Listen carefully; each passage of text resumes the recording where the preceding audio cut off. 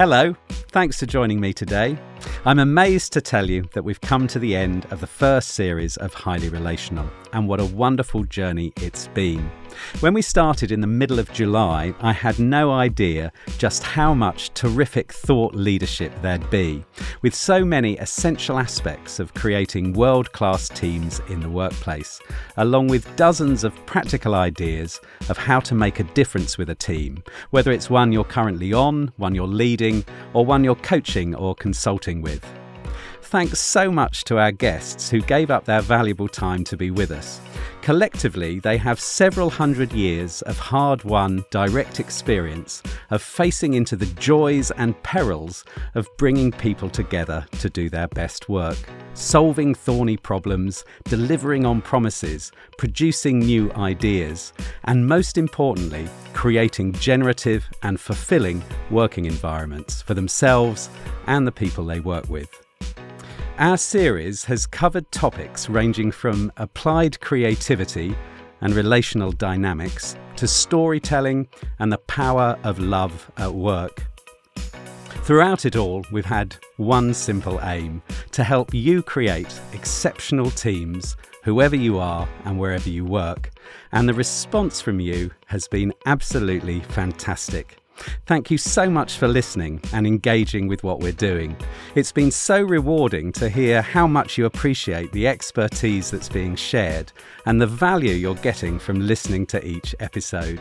It's also been wonderful to receive guest recommendations from you. And in fact, at least 3 guests that I'll be speaking to in Series 2 have been suggested by you. That's a quarter of the series. So whether you've been listening from the start or have only just found us, thank you for being part of the Highly Relational community and playing the most important part of any business podcast: listening, making the ideas yours, and translating what you hear into actions that make a difference to the people you care about. I really appreciate your interest in what I'm doing, and I look forward to you being part of Season 2, which will be starting next month.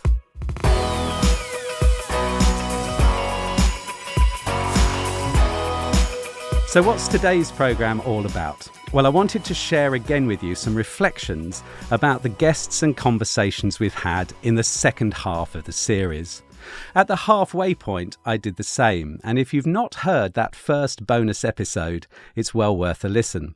It covers the first 6 shows of the series and explores 2 themes: the considerable value of story in the workplace, and how it helps define us as teams, as well as creating compelling reasons to take action together, and the immense power of embracing the human heart at work, and how without emotional connection, the workplace becomes transactional and superficial to everyone's detriment. To bring Season 1 to an end, I want to do the same today, sharing some of my reflections on the last 6 conversations of the series and what stands out for me as requiring further thought in relation to creating great teams at work. And in listening to my thoughts and the thoughts of our guests, I hope to encourage you to reflect further too. Which ideas and themes matter to you the most in your leadership journey? And if you're a consultant or coach, which ideas you really want to incorporate into your practice? So for me, there are 2 standout themes from the second half of the series that several of our guests brought up in conversation. The first being the foundational nature of high-quality relationships at work, and how without that, so many other things become difficult, if not impossible, to achieve. And number 2, how much of this work of creating remarkable teams is an inner game. In the end, it's not about the people we're in relationship with. It's about us and the essential work of building greater self-awareness. So let's begin with relationships. We all know that high-quality relationships make everything easier, but what's less obvious is that without them, some things are actually impossible. So how come we don't give them the priority they deserve? Team coach, consultant and author Tony Llewellyn encouraged us to take this more seriously and put aside the time up front to set ourselves up for success. What I've observed in teams where things go wrong is that the time wasn't invested early on enough to get the relationships right, to get the ways of working agreed, the team's rules of engagement, an understanding of our stakeholder requirements, etc., etc. So why isn't that done? Well, it takes time. And there's always a rush. Every project, internal or external, starts too late. It was needed yesterday. It's never properly resourced. We haven't got time for this, Tony. We just need to press on. We need to get a proverbial shovel into the ground and get going. Relational dynamics lie at the heart of Nari McMahon's business, which delivers the ORSC methodology and training in the UK. ORSC stands for Organisation and Relationship Systems Coaching, and Nari wanted us to experience how alive and dynamic our interpersonal relationships are, if we're only willing to pay attention. This conversation between you and I is different from all the other conversations we've had. I have a memory of when I first met you, and I have a feeling of how that was. I don't know how it's going to be the next time. I just know right now I am still trying to reconnect to who we were before, but at the same time being in the present moment, because I know that it's different. And so I'm bringing some of the qualities of the past, but I'm also watching how the quality changes because of the conversation we're having. And this was an idea Annie Townend encouraged us to take action on. Annie is a long-time leadership partner and consultant, and when I asked her for the top tip to bring her ideas about collaborative edge to life, here's what she said. I'll go back to the beginning about being present. Ask a question about what it means to be present of oneself in the day. I wouldn't wait for 2 weeks. I would start with yourself as a listener to Highly Relational podcast and think, how present am I? How could I be more present? How could I encourage my team to be more present to each other? What do we what do we need to do that will help us be more present to each other? So that's my first big takeaway from the second half of the series, that whilst work is about productivity and getting stuff done, without paying attention to and creating high-quality personal relationships with the people we work with, it's very hard, if not impossible, to do our best work together and achieve those all-important shared ambitions. So let's move on to my second standout theme. It's very easy to see relationship as being all about the other. It's the other person who we experience as creating the different relationships we have in our lives, both at home and at work. And it's also their foibles and shortcomings that we so easily notice. But a number of our guests wanted us to see something else, something potentially less appealing, and for most of us, rather awkward. And that's the part we play in all these interpersonal experiences. Yuck. This is the work of self-awareness, understanding ourselves, our histories, our preferences, our hopes and fears, and the strengths and weaknesses of our ego structures. Paul Hughes, formerly the director of the BBC Symphony Orchestra and Chorus for over 20 years, highlighted the fundamental importance of knowing and acting on our values to be an effective team player and leader. For me, the leadership style varies enormously depending on whether I'm talking to a politician, a musician, my family, whatever it might be, But the values that you as a leader espouse have to be consistent, whoever you're talking to.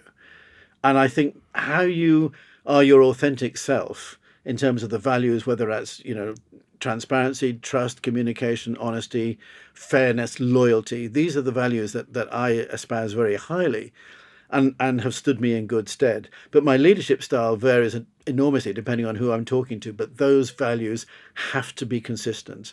And without that, you're sending out so many different messages to a team whose values you also want to share. At its heart, this work is about uncovering our beliefs, particularly ones just out of our awareness, that drive so much of what we think and how we act. Creativity expert and author Claire Bridges is the founder of innovation consultancy Now Go Create, and she shared a brilliant formula about our creative potential from mathematician Dr. Ruth Noller. Because she was a mathematician first and foremost, she came up with a formula for creativity, which is actually what inspired my book. She said that creativity equals 3 letters, K, I, and E. And the K, the I, and the E stand for knowledge, imagination, and evaluation. And she said, because she was a mathematician, she said all of these were at the front of those was a bracket with the letter A in it, which for those of you who are mathematically minded means that everything, all of those letters, all the equation is affected by that A. And that A is what you're talking about, which is attitude. It's about our beliefs about ourselves.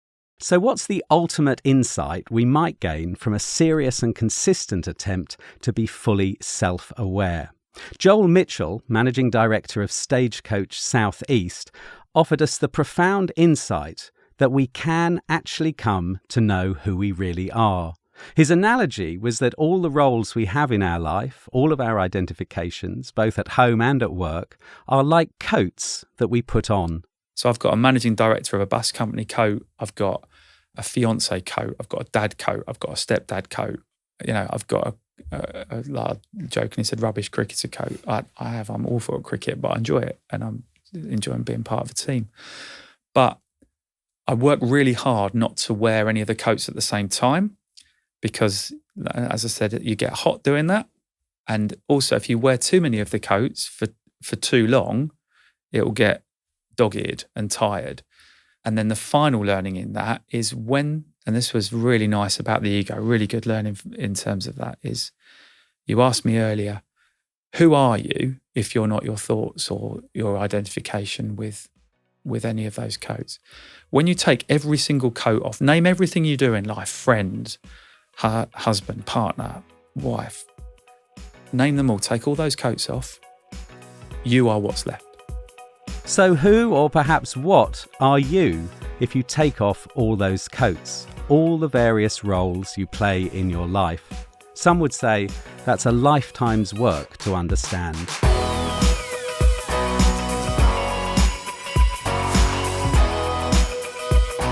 So there you have it, my personal reflections on the second half of our first series of Highly Relational. I hope you found the series inspiring and useful. That's certainly the intention. You may well have heard some of these conversations already, and perhaps now you need to hear 1 or 2 of them again. And if you're new to Highly Relational, I hope your interest has been piqued and you can go and find some gems of expertise and advice that will help you in creating a fantastic team where you work. And of course, what you're taking away from these conversations could be very different to me. Do let me know in the comments or review sections of wherever you're listening or watching. I'd love to hear how you're making sense of what we're finding out together. So that's it for today. We're taking a couple of weeks off to get ready for season 2, which I promise will be just as informative and thought-provoking as season 1. We've got some terrific guests lined up, and I'm excited to find out what we're going to learn from them. We'll be back after Bonfire Night on Wednesday, the 8th of November. Make it a date. You've been listening to Highly Relational. I'd like to thank today's audio engineer at Brown Bear Audio, Thomas Dalton. Our researcher is Ella Halsell, and the series producer is Ollie Guiu. I'm Robert Diggings. Thanks for listening. Let's get together after the fireworks.